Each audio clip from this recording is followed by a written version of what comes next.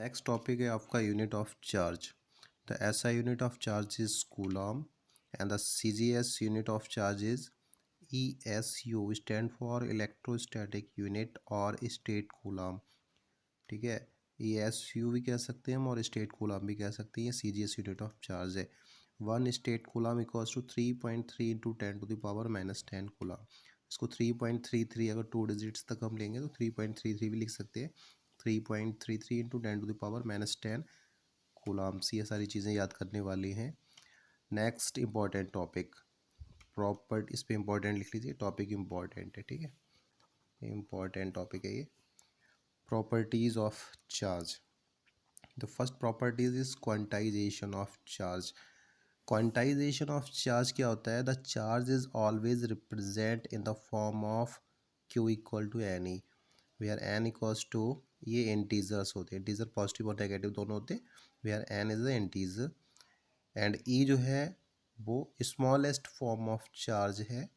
ई पे कितना चार्ज होता है एक इलेक्ट्रॉन पे? 1.6 इंटू 10⁻⁻19 कूलम। इसको पहले मैं एक्सप्लेन करूँगा, इधर आप देख लो, इसको समझो पहले क्वांटाइजेशन ऑफ चार्ज क्या है। जैसे कोई एक रूम है क्लास का, तो उस क्लास के रूम में ऑलमोस्ट कितने स्टूडेंट्स हो सकते हैं? मिनिमम एक हो सकता है और मैक्सिमम n हो सकते हैं। ठीक है, कभी हम इसमें ये नहीं कह सकते कि नंबर ऑफ स्टूडेंट्स हमारे 1.5 है या 4.7 है, यानी कभी फ्रैक्शन में नंबर ऑफ स्टूडेंट्स नहीं होंगे।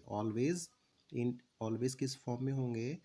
होल नंबर की फॉर्म में होंगे। 0 स्टूडेंट्स यानी कोई स्टूडेंट्स नहीं है, या 1 2 3 4 5 लाइक दिस हो सकते हैं। ठीक है, n स्टूडेंट्स हो सकते हैं मैक्सिमम, एंड मिनिमम 0 हो सकते हैं। ठीक है, ऐसे सेम चार्जेस की कंडीशन है। चार्जेस में नेगेटिव भी होता है। ऐसे ही किसी बॉडी पे अगर चार्ज होगा तो वो 1 इलेक्ट्रॉन हो सकता है। ठीक है, यानी 1 चार्ज हो सकता है, 2 चार्ज हो सकता है, 3 हो सकता है, 4 हो सकता है, लेकिन 0 भी हो सकता है, माइनस में भी हो सकता है, -1 -2 या -1।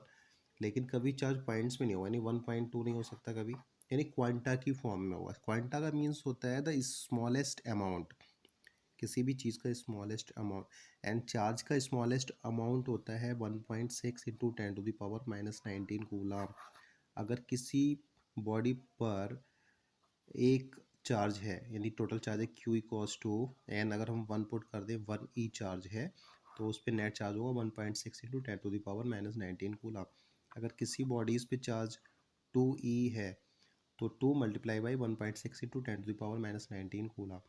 यानी जो क्वांटम फॉर्म है चार्ज की, जो स्मॉलेस्ट फॉर्म है वो है 1.6 इंटू 10⁻⁻19 कूलम। किसी बॉडी पे जो चार्ज होता है नेट चार्ज, वो इस फॉर्म में होता है, Q equal to N E की फॉर्म में होता है, where N number of charges, small charges, and एक चार्ज कितना होता है? 1.6 इंटू 10⁻⁻19। ये नीचे भी लिखा हुआ है यहाँ पे। ठीक है, एन की वैल्यू कुछ भी हो सकती है, नेगेटिव भी हो सकती है, पॉजिटिव भी हो सकती है, 0 भी हो सकती है। ठीक है, where n are the integers, n is the integers. Okay, next property है additivity of charge. Additivity of charge क्या है? ये तो बहुत सिंपल सी प्रॉपर्टी है। It is the property by virtue of which the total charge of a system is obtain simply by adding algebraic all the charges present anywhere on the system.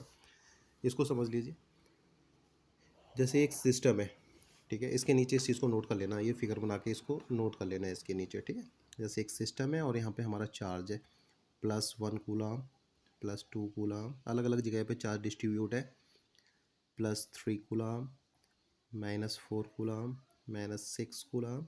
ठीक है, तो नेट यहाँ पे कितने charges है? इसको हम ले लेते हैं Q1, इसको हम ले लेते हैं Q2, Q3, Q4 and Q5।